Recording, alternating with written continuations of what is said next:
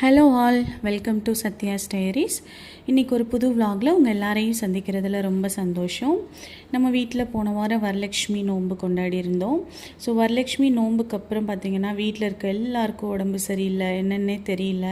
So ஒருத்தர் மாற்றி ஒருத்தர் காஃப் ஃபீவர் அப்படின்னு வந்துட்டு ஹாஸ்பிட்டலில் தான் நம்ம அட்மிட் ஆகலை. மார்னிங் ஈவினிங்னு போயிட்டு ட்ரிப்ஸ் போட்டுட்டு மெடிசன் எடுத்துகிட்டு ஸோ இந்த ஒரு 1 வீக்காகவே ரொம்ப டஃப்பாகவும் சேலஞ்சாகவும் போயிட்டு இருந்துச்சு.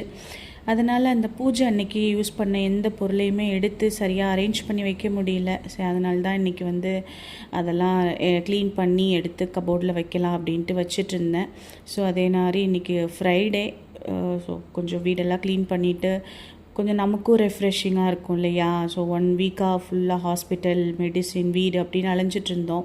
ஸோ கொஞ்சம் நம்மளும் வீட்டெல்லாம் க்ளீன் பண்ணிவிட்டு வீட்டில் புதுசாக ஃப்ளவர்ஸ்லாம் போட்டு நம்ம சாமி கும்பிடும்போது நமக்கும் ரெஃப்ரெஷிங்காக இருக்கும் அப்படின்ட்டு தான் ஈவினிங்காக விளக்கேற்றலாம் அப்படின்ட்டு பார்த்தேன். ஸோ அதுக்கான வேலைகள் தான் பண்ணிகிட்டு இருந்தேன்.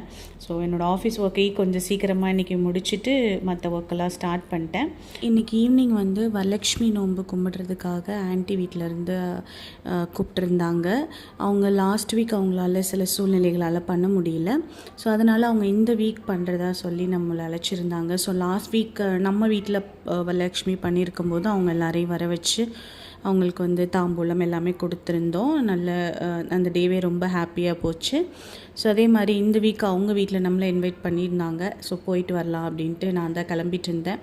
ஸோ பாப்பா எல்லாரையும் கூட்டிகிட்டு போகலான்றது தான் பிளானு. பட் பாப்பாவுக்கு உடம்பு சரியில்லை, நான் வரல அப்படின்ட்டாங்க. ஸோ எனக்கும் சரி, அவங்க சிக்காக ஆல்ரெடி இருக்கும்போது நம்ம டிஸ்டர்ப் பண்ண வேண்டாம் அப்படின்ட்டு நம்ம மட்டும் போயிட்டு வந்துடலாம் அப்படின்ட்டு நான் கிளம்பி அவங்க வீட்டுக்கு போயிட்டு வந்துட்டேன். ஸோ இன்றைக்கி போயிட்டு வரலட்சுமி அங்கே தரிசனம் பண்ணி வளையல்லாம் போட்டு விட்டாங்க. கொஞ்சம் ஒரு ஹாப்பி மூமெண்ட்ஸாக இருந்துச்சு. நல்ல பசங்களோட பேசிகிட்டு இருந்தோம். ஸோ இந்த மாதிரி ஒரு கேதரிங் பண்ணுறதே பார்த்திங்கன்னா எல்லோரும் கொஞ்சம் ஹாப்பி மூமெண்ட்ஸை ஷேர் பண்ணிக்கிறதுக்கு தான் இல்லையா. சாமி கும்பிடுறோம், எல்லாத்தையும் தாண்டி சந்தோஷமாக இருக்கிறதுக்காக தான். ஸோ எல்லாருமே சந்தோஷமாக இருப்போம். எல்லாருக்கும் நல்லதாகவே நடக்கட்டும். Thanks for watching.